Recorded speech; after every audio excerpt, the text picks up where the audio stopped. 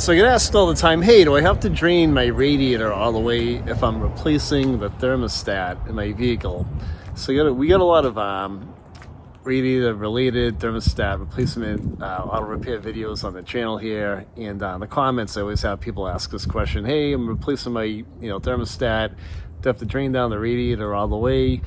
The answer to that is 90% of the time you don't, and I'll show you why. So I'm going to use my Ford Expedition as an example here.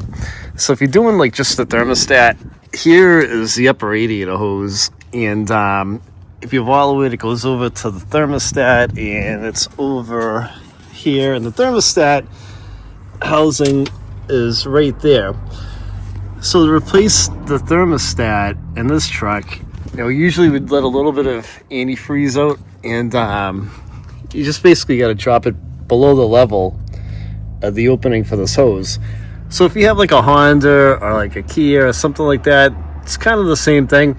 Just lower the fluid coolant level so it's below the upper hose going over to the thermostat, and you should be good to go on it. Now with that said, every application is a little bit different, so make sure there's nothing else coolant wise feeding the thermostat that once you take the thing out of there might release a bunch of coolant out on you.